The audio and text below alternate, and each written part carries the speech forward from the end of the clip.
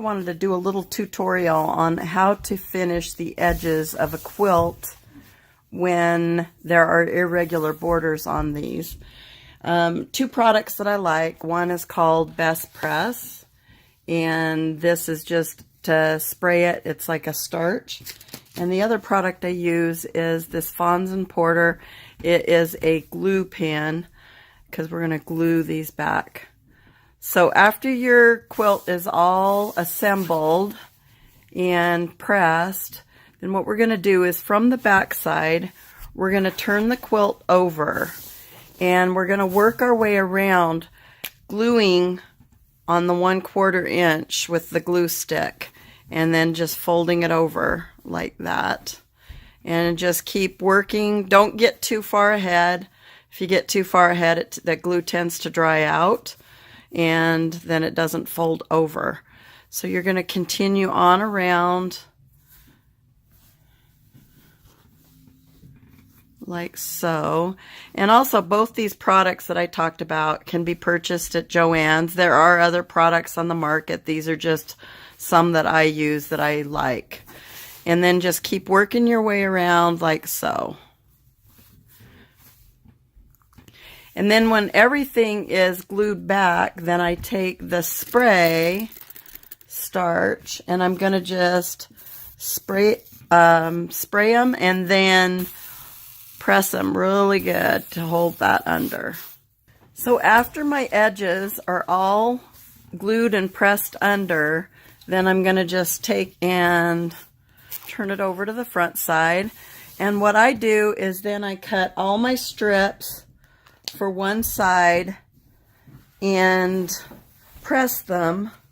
And then what you're going to do is you're going to cut, you want to be generous with your cutting so that they're longer than the corner.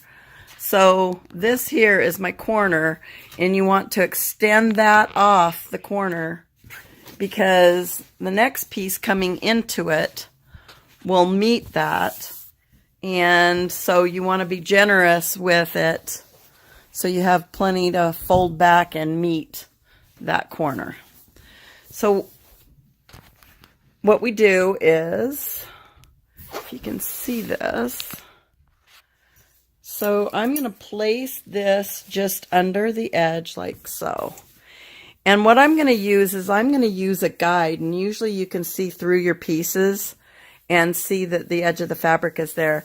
And then at that same spot further down, that's how I use it as a guide. Or you can measure from one of these outer points to the edge and use a ruler so that this comes and you're measuring these the same distance out here like so.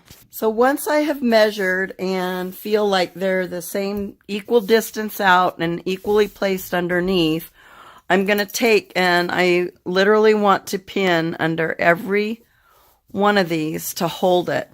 And one thing you want to be careful of is when you're working with a really long piece, it would be easy to get things to turn, so you don't want to turn them. So you want to work in any extra into it so that you're not stretching one side more than, say, the other side and your quilt is square. So once I've got my border all pinned, then I'm going to take it over to the sewing machine.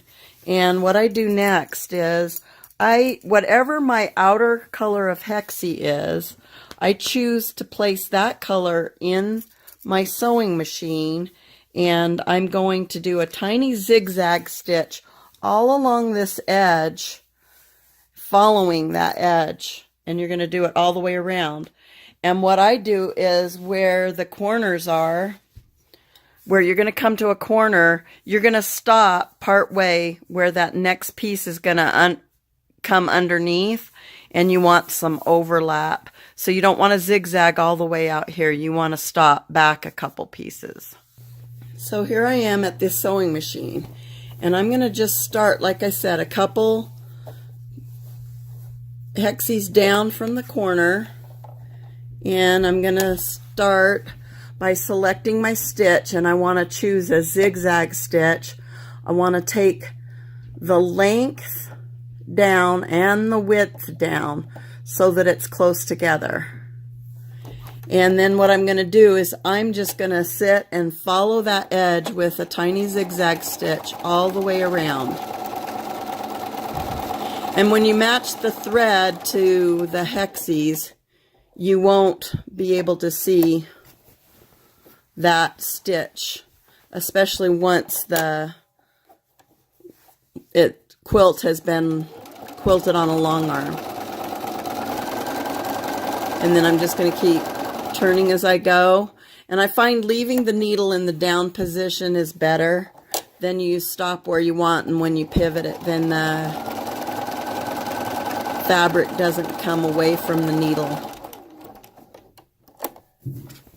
And just keep working all the way around till you come to the end of the other row, stopping within about 2 or 3 hexes from the corner.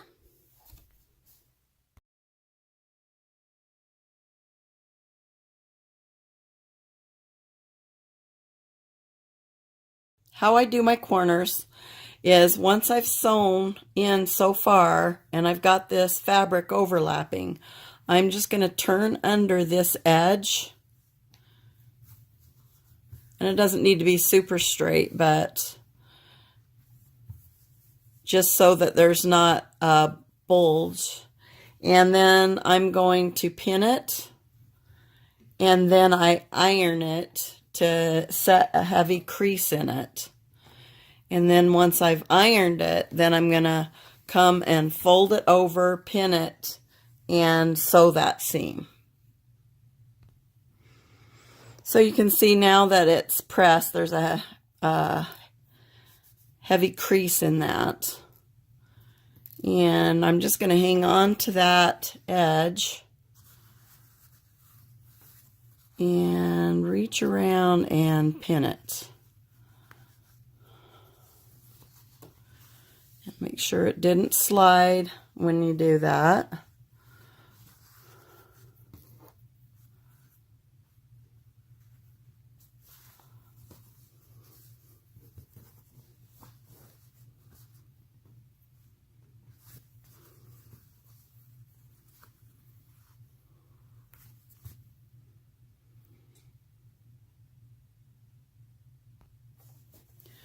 So once I've pinned it on the back side, then what I'm going to do is you want to change back to a straight stitch and just follow down where you heavily creased from the iron and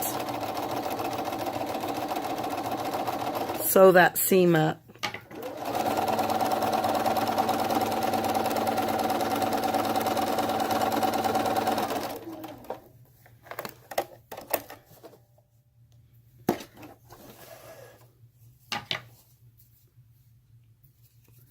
And then I'm going to come back and trim that excess fabric here.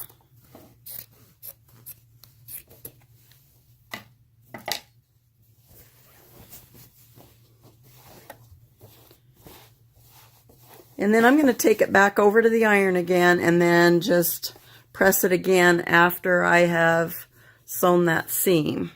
When I get all of the corners to that point where I've sewn those seams, then I come back in, change my stitch back to my zigzag, and finish off those corners.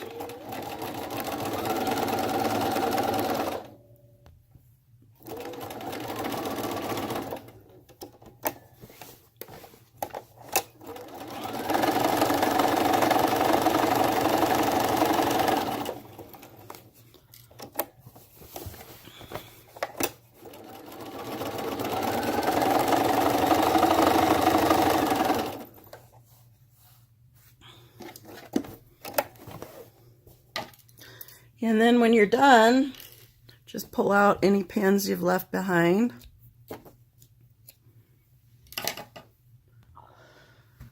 So the other thing that I do is I come back in, and on the back side I don't want to leave this extra fabric. I think it can cause problems with your long arm or getting bunched up or rolled.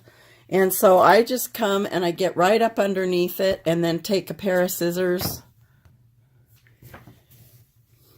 and just trim right up within about a 1/4 inch, cutting out the excess on the back side. And go all the way around like that.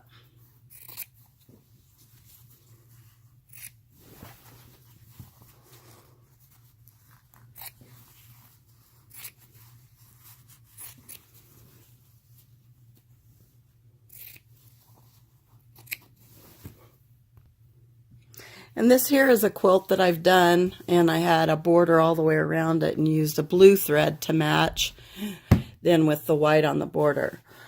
And my recommendation too is that you just leave it square, and then if you want to cut like this one here, I've cut scallops, send it to your quilter, let her do her thing, and then come back and scallop the edges. Use a binding on a bias so you can go around the corners, and it'll do a really good job that way.